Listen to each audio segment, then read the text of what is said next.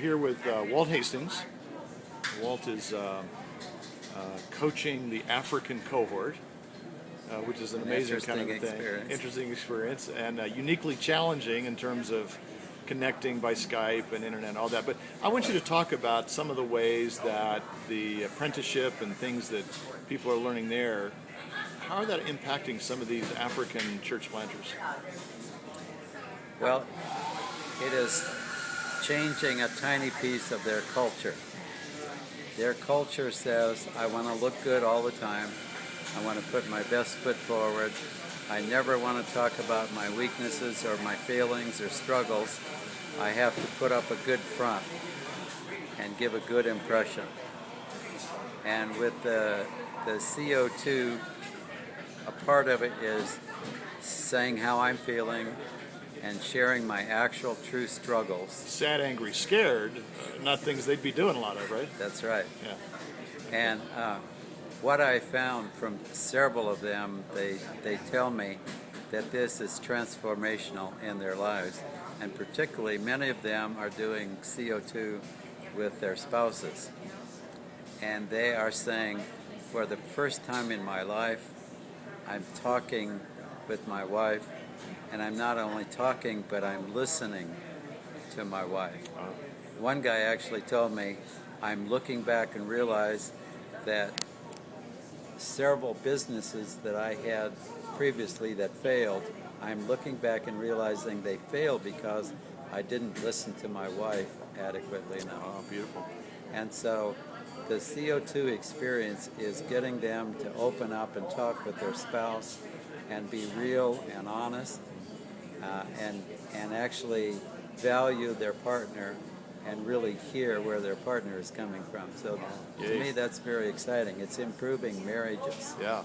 And then some of them begin to teach it to other people too. Is that some of the other people in their leaders? Yes, several of them are working with groups of leaders who in turn are working with their groups of leaders down to the third, maybe the fourth level. And so they are teaching it to their leaders, who in turn are teaching it to the people that they work with. So even though there are, there are, I think, 17 now in our African cohort. Is that right? To keep joining. So it is having a much wider impact, though, than the 17 people. I would guess by now there's way over 100 people doing CO2 because of our African cohort. Wow. So how do you feel about that? That must be very gratifying for you. Very you're rewarding. Coaching these guys. Yeah. And in their culture, particularly men to men, they don't talk about their weaknesses, and they're learning, they're seeing that a lot of times the leaders that report to them have not been honest with them about their feelings or their struggles because they're not sure how it would be received. And they're finding that doing CO2, the trust levels are building up so that the men are becoming more and more honest and open and vulnerable.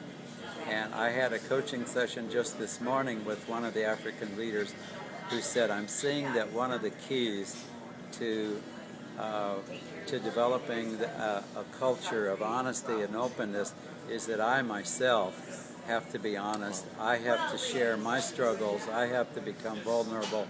And when I do that, then the men that I'm relating to also become vulnerable with me. Amazing. And the listening to God part is a little different culture too, isn't it? Yes, they in the past they've read the Bible. They take reading the Bible very seriously, and they take the commands of Christ very seriously. But it has not been a part of their thinking that they could actually hear from God and receive instructions for today on how I spend my time today or what I do today.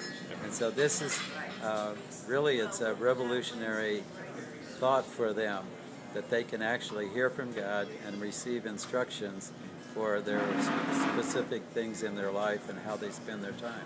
Wonderful. Great. Thank you for that report, Walt. You're welcome. Good stuff.